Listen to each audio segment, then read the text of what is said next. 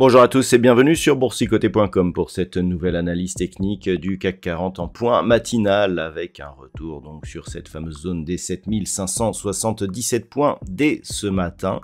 On attend une cassure de cette zone qui validerait de nouveaux records historiques sur l'indice parisien. Mais pour l'instant, on a du mal à franchir cette zone, puisqu'à chaque fois que l'on vient à proximité de celle-ci, eh bien, on ne parvient pas à aller plus loin. Donc pour l'instant, on est en train d'attendre ici sous celle-ci et on ne parvient pas à la casser. Mais vu la dynamique et vu les échéances que nous avons pour cette semaine, eh bien, il se pourrait bien que l'on y parvienne. Au niveau des indicateurs techniques, eh bien, nous avons une configuration qui reste assez hésitante. On voit ici les histogrammes du MACD qui redescendent, donc petit signal ici de consolidation. Le RSI reste en zone de surachat. Au niveau des volumes, on voit que la baisse d'hier n'a pas donné lieu à une hausse des volumes, ce qui va plutôt dans le sens d'une poursuite du mouvement. Donc au niveau des valeurs, eh bien, nous avons un palmarès qui là aussi est plutôt équilibré. Au niveau des plus fortes hausses, on a ici leur Luxottica qui gagne 1,71%, Hermès qui gagne 1,31%.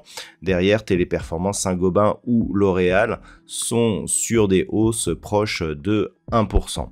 Au niveau des plus fortes baisses, on retrouve Carrefour moins 2,2, Orange moins 2,06, Worldline moins 1,03. Derrière, nous avons des baisses très faibles à l'image de Publicis Group ou Total Energy.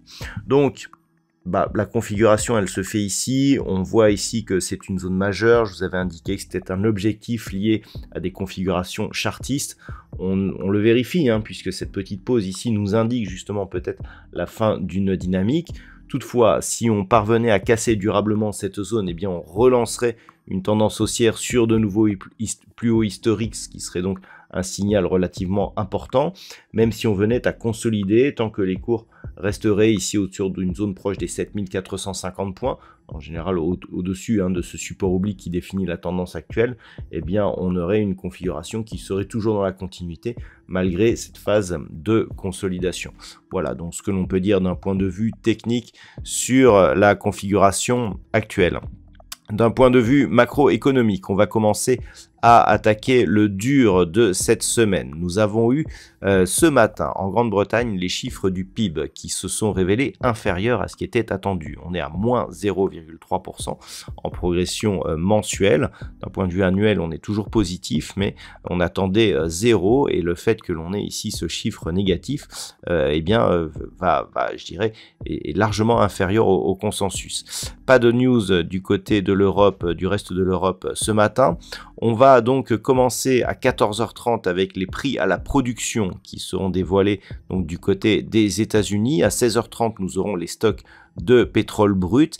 Et puis l'événement, je dirais, attendu de la journée, c'est la décision de la Fed sur l'évolution de ses taux d'intérêt. Le communiqué du FOMC sera donné à 20h, ainsi que les taux de la Fed. Nous aurons les projections économiques et à 20h30, eh bien, nous aurons une conférence de presse de Jérôme Powell.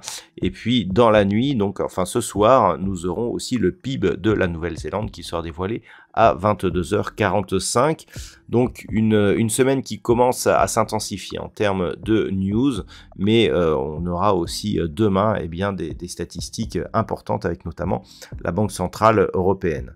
Voilà donc ce que l'on peut dire pour ce matin. Je vous souhaite de passer une bonne journée. On se retrouve dès ce soir pour toutes les autres analyses techniques du site boursicoté.com.